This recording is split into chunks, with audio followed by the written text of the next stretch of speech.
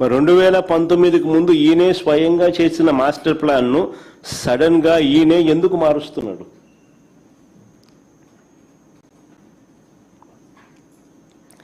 అప్పుడు ఇదే 50,000 ఎకరాల్లోనే బ్రహ్మాండమైన బెస్ట్ క్యాపిటల్ అని చెప్పి ఊదరగొట్టిన ఇదే వ్యక్తి ఈరోజు ఎందుకు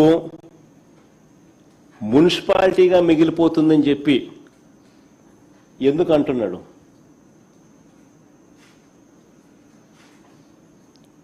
ఆ మాట అని ఇంకొక 50,000 ఎకరాలు కావాలంటున్నాడు. మరి ఇంతకుముందు 50,000 ఎకరాలతోనే వరల్డ్ క్లాస్ సిటీ అని చెప్పిన వ్యక్తి ఈరోజు ఏమంటున్నాడు? ఆ 50,000 ఎకరాలే అంటే అది మున్సిపాలిటీగానే మిగిలిపోతుంది, అందుకని ఇంకొక 50,000 ఎకరాలు కావాలంటున్నాడు. అని ఎందుకు అంటా ఉన్నాడు? ఎక్కడా లేని విధంగా కాస్ట్ పర్ ఎస్ఎఫ్టీ అడుక్కు అయ్యే ఖర్చు ఏకంగా 11,000 నుంచి 14,000 అవుతా ఉంది. కాస్ట్ పర్ ఎస్ఎఫ్టీ ఎక్కడా చూడని విధంగా, ఎక్కడా లేని విధంగా అడుక్కయ్యే ఖర్చు 11,000 నుంచి 14,000 దాకా ఎందుకు అవుతా ఉంది? ఏ స్కాముల వల్ల ఇది ఎగబాకుతా ఉంది అన్న వీటికి సమాధానం ఎక్కడైనా అసెంబ్లీలో చెప్పాడా? 5:30 గంట అసెంబ్లీలో ఇటువంటి ప్రశ్నలకు ఏదైనా సమాధానం చెప్పాడా? ఆ 5:30 గంటల సమావేశం కేవలం జగన్ను, వైఎస్ఆర్ కాంగ్రెస్ పార్టీని దుమ్మెత్తిపోయడానికి, బూతులు తిట్టడానికి మాత్రమే వాడుకున్నారు. రాజధాని పేరిట పట్టపగలు తాను చేస్తా ఉన్న దోపిడీ నుంచి ప్రజలను డైవర్ట్ చేసేందుకు ఈ డ్రామాకు తెరలేపాడు.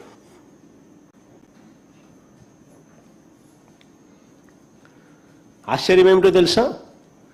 ఓవైపున అసెంబ్లీ పిలుస్తాడు. ఇంతకుముందు నేను అన్నాను కదా, ఈ మనిషికి చిత్తశుద్ధి లేదు, నిజాయితీ అంతకన్నా లేదు అని చెప్పి. ఆశ్చర్యం ఏమిటి అని అంటే, ఓవైపు అసెంబ్లీని పిలుస్తాడు, ఇంకోవైపు అదే చట్టసభలో భాగమైన కౌన్సిల్ని పిలవడు.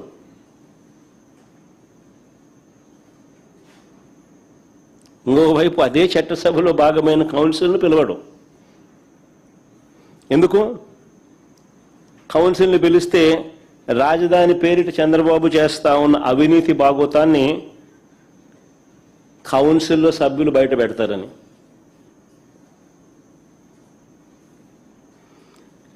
ఈయన బండారాన్ని అంతా కూడా వాళ్ళు కడిగి పాడేస్తారని.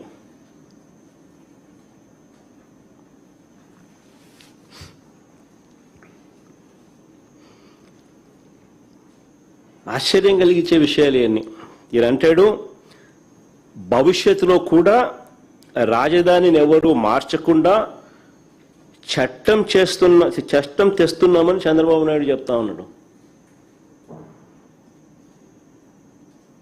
భవిష్యత్తులో కూడా రాజధానిని ఎవరు మార్చకుండా చట్టం తెస్తున్నామని చంద్రబాబు చెప్తా ఉన్నాడు. ఇలా అసెంబ్లీలో వీళ్ళు చేయగలేంది మళ్ళీ అదే అసెంబ్లీలో మళ్ళీ దాని మార్పులు కూడా చేయలేరా? చట్టాల గురించి మాట్లాడే ఈ వ్యక్తి చట్ట సవరణల గురించి మాట్లాడ్డా? తెలియదా ఈయనకేమన్నా? తెలుసు, కానీ డ్రామా. ఇంతకుముందు నేను చెప్పినట్టుగా ఈ డ్రామా అంతా ఎందుకు? తన అవినీతిని కప్పిపుచ్చుకునేందుకు డ్రామా. ఏ చట్టమైనా కూడా చట్టసభ ద్వారా చట్టం చేయగలుగుతుంది, చట్టంలో సవరణలు కూడా చేయగలుగుతుంది. ఇది అందరికీ తెలిసిన విషయాలే. 3 ఏళ్ల పిల్లోడు 6 ఏళ్ల పిల్లోడిని అడిగినా చెప్తారు. కానీ చంద్రబాబు నాయుడు ఏదో కొత్తగా ప్రజలకు తెలియనట్టుగా దాన్ని పక్కదోవ పట్టించేట్టుగా దాన్ని ఏదో విప్లవాత్మకంగా తీసుకొని వస్తానట్టుగా ఓ బిల్డప్, దానికి ఒక కథ. ఎందుకు అంత చేస్తూ ఉన్నాడంటే తన అవినీతి నుంచి టాపిక్ డైవర్ట్ చేసింది. నేను సూటిగా చంద్రబాబుని అడుగుతా ఉన్నాను, 2014 నుంచి ఇప్పటి వరకు 12 ఏళ్ల కాలంగా, 2014 నుంచి ఇప్పటి వరకు అంటే ఆయన 5 ఏళ్ళు, మళ్ళీ మధ్యలో మా 5 ఏళ్ళు, మళ్ళీ ఇప్పుడు 2 ఏళ్ళు, దాదాపుగా 12 ఏళ్ళు కాలంలో మనస్ఫూర్తిగా చంద్రబాబు నాయుడు అడుగుతా ఉన్నా, నువ్వు ఈ ప్రాంతంలో ఉన్నావా అని అడుగుతా ఉన్నా. మనస్ఫూర్తిగా ఇక్కడ కాపురం పెట్టావా అని అడుగుతా ఉన్నా. ఇప్పటికీ కూడా మీ కుటుంబాలన్నీ ఎక్కడున్నాయని అడుగుతా ఉన్నా.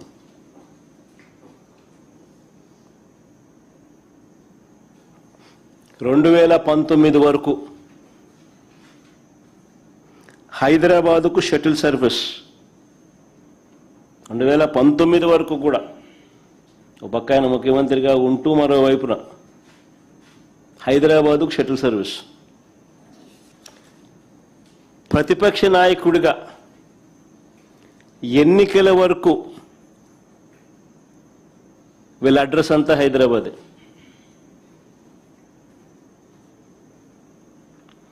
ఇప్పుడు కూడా వారానికి 2 రోజులు, వారానికి 5 రోజులే ఇక్కడ. అది ఈయన పవన్ కళ్యాణ్, ఈయన కొడుకు అయితే అది కూడా వారానికి 4 రోజులు ఉంటే గొప్ప సంగతి. పవన్ కళ్యాణ్ అయితే అసలు ఆయన ఎప్పుడు ఉంటాడో కూడా తెలియదు.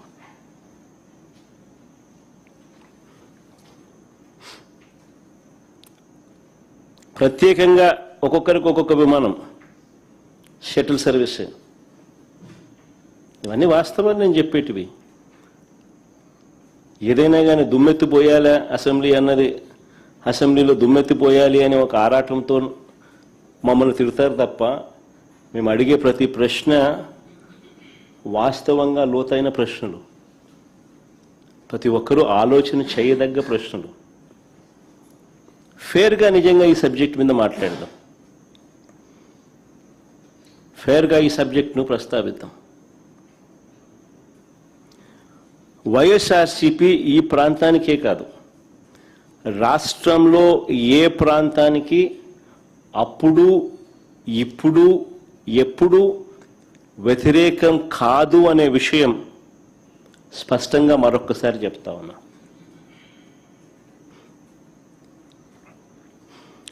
కొన్ని వాస్తవమైన విషయాలు మీ ద్వారా ప్రజల ముందు, ఈ ప్రెస్ కాన్ఫరెన్స్ ద్వారా ప్రజల ముందుకు తీసుకొని పోయే ప్రయత్నం చేస్తా ఉన్నాం.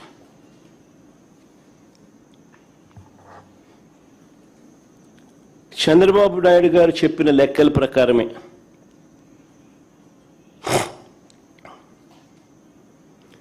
తానంతటి తానే కేంద్రానికి, తానంతటి తానే బ్యాంకులకు వాళ్ళు సబ్మిట్ చేసిన డిపిఆర్ రిపోర్ట్ల ప్రకారమే అమరావతి ప్రాంతంలో 1 ఎకరా డెవలప్ చేయాలంటే, డెవలప్ అంటే బిల్డింగులు కాదు, డెవలప్ అంటే కేవలం అక్కడ రోడ్లు, కరెంటు, డ్రైనేజు, నీటి సదుపాయాల కల్పనకు మాత్రమే. వీళ్ళ లెక్కల ప్రకారమే ఎకరాకు 2 కోట్ల రూపాయలు ఖర్చు అవుతుంది అని ఇచ్చిన వీళ్ళ లెక్కల ప్రకారమే 50,000 ఎకరాలకు అయ్యే ఖర్చు ఇంటూ 2 కోట్లు అంటే 1,00,000 కోట్ల రూపాయలు. మొదటి దశలో తీసుకున్న ఈ 50,000 ఎకరాలకి దిక్కు లేదనుకుంటే, మొదటి దశలో తీసుకున్న ఈ 50,000 ఎకరాలకే దీనికి అయ్యే 1,00,000 కోట్ల రూపాయలకు దిక్కు లేదు అని అనుకుంటే